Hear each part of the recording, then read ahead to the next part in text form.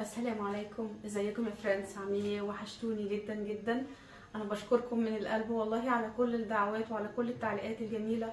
انا ما قدرتش ان انا ارد عليها، لكن انا شفت التعليقات كلها، وانا بشكركم من قلبي على كل الدعوات، يعني ليا بالشفاء باذن الله، وربنا يتقبل منكم ولكم بالمثل واكثر باذن الله. النهارده وصفتنا اسمها الكفته الروستو. ايوه، كفته الروستو، لان هي بتشبه يعني شكل الروستو كده، لكن هي كفته. ده وصفتنا. الوصفه دي انا مش عارفه اقول لكم ايه، يعني من اجمل الكفته اللي انا بدون مبالغه اللي انا اكلتها في تركيا، اللي اول ما بشوفها في اي مطعم تلقائي بطلبها حتى لو كان في ايه. اتمنى الوصفه يعني تعجبكم وتتابعوها لحد الاخر ويلا بينا نعملها مع بعض يا فريندز. بصلة متوسطة أو كبيرة. الفيديو ده أنا مصوراه بقالي يجي 10 أيام كده، بس لسه حاطة صوتي عليه جديد يا فريندز. نص كيلو لحمة مفرومة قليلة الدهن. أنا اللحمة المفرومة اللي عندي كانت فيها نسبة دهون فخست شوية، لكن لو هي فيها نسبة دهون أقل من كده هتعمل لكم كمان كمية أكبر من كده، ومش هتكش معاكم بعد ما تستوي. في الوصفة الحقيقية بيحطوا كوباية صغير، يعني كوباية شاي بصمات، لكن انا حطيت نص الكوباية بصمات ونصها خليط كفتة. هو الخليط الكفتة برضو بيكون فيه بصمات، بس بيكون فيها بهارات طعمها حلو، فبتدي الكفتة كمان طعم حلو، فبقت اجمل واجمل بالبصمات بس. وحطيت عليها بيضة، وحطيت عليها ملح ومعلقة بابريكا. طبعا حاجات الملح والحاجات دي زي ما انتوا عايزين. كمون، فلفل اسود.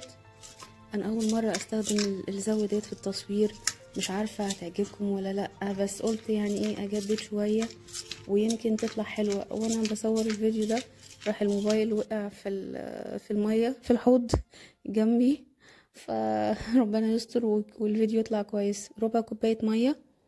انا هكتب كل المقادير ديت في صندوق الوصف يا اصدقائي، ما تقلقوش خالص، انا بس بحب ان انا احكي معاكم شويه، لكن كل حاجه بالترتيب باذن الله هكتبها في صندوق الوصف. بعد ما نحط المقادير دي كلها نقعد ندعك فيها بايدينا حوالي 10 دقايق، ما يقلش عن 8-10 دقايق، علشان تطلع متماسكه، وعلشان تطلع القوام الكفته الروستو اللي احنا عايزينها بالظبط، اللي انا بشوفها في المطعم واللي انا باكلها، واللي هي لما تيجي تقطعيها مش هتتفتفت منك، وهتبقى ليها طعم مختلف تماما تماما تماما. السر كله بتاع الكفتة دي في اللي انتي يعني تدعكي فيها كده حوالي 10 دقايق.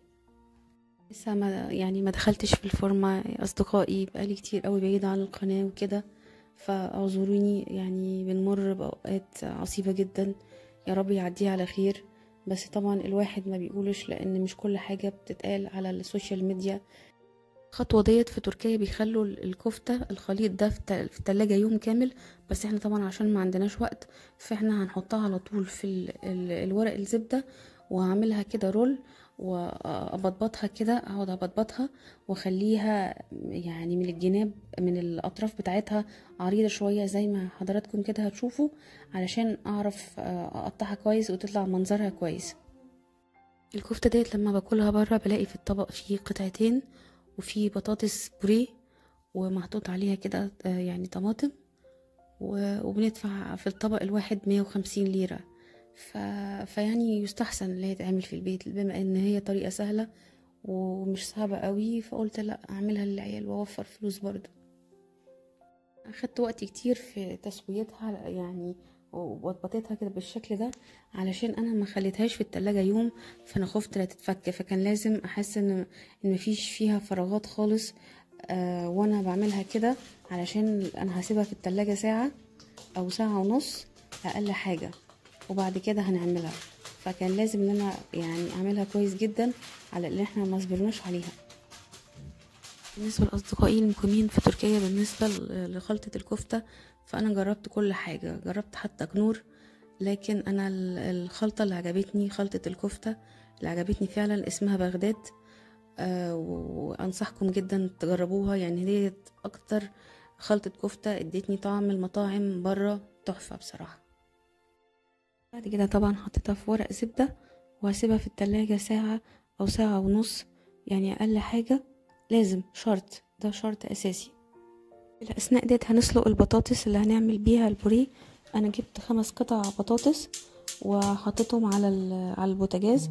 في ناس بتقطعها وفي ناس بتخليها كده، بس الاحسن كده عشان تحتفظ بقيمتها الغذائيه يعني. ممكن نعملها البطاطس البوريه بالكريمه، ممكن تتعمل باللبن بس هنا بيعملوها باللبن بس. البطاطس البطاطس على البوتاجاز واللحمه في التلاجة يعني بتستريح. قلت اوريكم نضارتي الجديده، لان انا يعني مش عارفه يعني هتتقبلوني بيها ولا لا، بس انا خايفه قوي والله، خايفه قوي. انا نفسي اصلا مش قابله نفسي بيها لسه، ما اتعودتش، بس قلت ايه البسها علشان ايه تتعودوا يعني عليا وانا لابساها وكده. النضاره ديت مش بذمتكم مش بتفكركم بعبلة كامل وهي كبرت؟ انا حاسه كده برضه. بعد ساعة او ساعة ونص طلعت الكفتة بتاعتنا وهنحط عليها كده، وهنرش عليها مية على ورق الزبدة كده من بره من كل حتة، هنخليها متغرقة مية. يعني احنا مش عايزينها اصلا تتحرق ولا عايزينها يعني تنشف ولا عايزينها اي حاجة.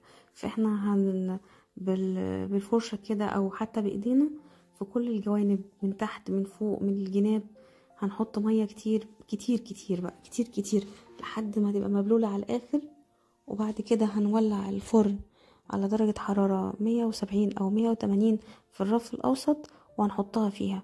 طبعا زي ما انتوا عارفين يعني انا شايله الصوت ليه. ده بعجن الكفتة يا فريندز. حطيت نص كوباية شاي مية، لان انا احيانا يعني ممكن بقع في غلطات، فقلت يعني اتدرجها برضو، وانا كده كده هكتب في الوصف باذن الله. بقى اصدقائي طمنوني عليكم، يعني انتوا اصدقائي واخواتي والله، وانا بحبكم كلكم. قولولي اخباركم واحوالكم. المطر بينزل عندكم ولا لا؟ الشتا جه ولا لا؟ احنا عندنا الشتا جه يعني يوم واحد بس التلج نزل، ما شفناش تلج تاني، والناس مستنية المطر مستنية التلج، ولسه ربنا كريم لسه ما نزلتش حاجة. انا عايزاكم يا اصدقائي تسامحوني من عدم ردي على كل تعليق، لكن اوعدكم ان انا ان شاء الله يعني هقرا كل التعليقات بعون الله. انا بحبكم والله وانا بحترمكم جدا، ولما حد بيكتب لي وما ردش عليه يا لهوي بكون مكسوفه جدا. يعني ايه ده يعني ازاي انا ما ردش؟ طب ايه يعني انا مين يعني في الاول وفي الاخر ليه كده؟ لكن انا والله العظيم غصب عني، فارجوكم تعذروني في النقطه ديت. هنحطها في الفرن بتاعتنا على درجه حراره من 170 ل 180 في الرف الاوسط طبعا. ديت برضو هنحضر الصلصة بتاعتها، يعني اللي احنا هنحط عليها، اللي هنحطها على الكفتة. يعني كوباية مية كبيرة مغلية ومعلقة صلصة طماطم، وبعد كده حطيت عليها ملح، وممكن نحط عليها فلفل اللي انتوا عايزينه يعني. بس هما الستاندرد هنا او اللي بيعملوا هنا مية وطماطم وملح وفلفل، واحيانا كمان ما بيحطوش فلفل. يشوف الكفتة ديت اول مرة يقول ايه ده، ايه خطواتها كده، ايه ده؟ لكن هي حاجة تافهة قوي وعبيطة قوي، ولو عملتيها اول مرة هتدمنيها بحق وحقيقي والله العظيم هتعجبك جدا، وسهلة قوي ومفيش فيها اي حاجة صعبة، يعني سهلة. يمكن انا بس اللي بتكلم كتير عشان اول مرة تشوفوها، لكن هي سهلة جدا. بعد ما بردت خالص خالص تماما تماما هنطلعها بقى من الورق الزبدة. لازم تبرد لازم تبرد. بس انا يعني ما استنيتش عليها قوي لان خلاص الجو كان هيضلم يعني والدنيا، لان انا ابتديت الوصفه ديت متاخره، فكان عشان اعرف اصورها وكده يعني استعجلت وقعدت قطعتها وهي متوسطه يعني في السخونه. المرحله ديت كان التليفون بتاعي وقع في الميه وكده فالجو ده ما كانتش احسن حاجه وكده يعني. اهو الحمد لله على كل حال. بقولها وبكررها تاني عليكم يا اصدقائي، ان السر بتاع الكفتة ديت هي مدة العجن، لان انتوا لو عملتوها بالطريقة العادية ديت تحسوا ان انتوا بتاكلوا يعني كفتة عادية وخلاص، مجرد كفتة عادية. لكن السر كله في العجن، عشان يطلع لك بالقوام ده والشكل ده لازم تتعجن وتتعجي فيها مدة طويلة عشان تطلع لك بالشكل ده. ان شاء الله لما يقول الاوان يعني باذن الله هعمل لكم نوع تاني من الكفتة قريبة من الكفتة ديت، ان شاء الله هتعجبكم، واتمنى ان انتوا تجربوها وبالنسبة لأصدقائي اللي هم بيسألوا عن كيكة السبانخ اللي أنا عملتها، أنا عايزة أقول لكم يا أصدقائي اللي أنا أصلا ما بحبش السبانخ حقيقي، لكن أنا والله العظيم الكيكة ديت من أجمل الكيكات اللي أنا نقتها في حياتي واللي أنا بحبها. أنا عندي سبانخ مش هعملها طبيخ، هعملها كيكة كده لأن طعمها جميل جدا. فما تقلقوش خالص. احنا قطعنا الكفتة وحطيناها في الصينية بتاعتنا، هنحط عليها الصلصة بتاعتنا اللي احنا عملناها قبل كده، وهندخلها برضو الفرن. بس قبل ما ندخلها الفرن هنغطيها كده بورق زبدة علشان ما تنشفش من فوق.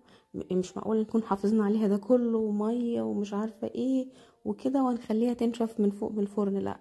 فعشان كده هنحط عليها ورق زبدة كده من الفرن وهنخليها 10-15 دقيقة كده الصلصة يعني تسبك فيها. وهو ده الشكل النهائي للكفتة الروستو. يا رب تكون الوصفة عجبتكم يا أصدقائي وتجربوها وتكتبولي في التعليقات رأيكم. شيء بيسعدني جدا لما حد بيجرب حاجة وتنجح معاه، بحس كده ان انا مبسوطة وسعيدة. وبالهنا والشفا عليكم مقدما يا أصدقائي.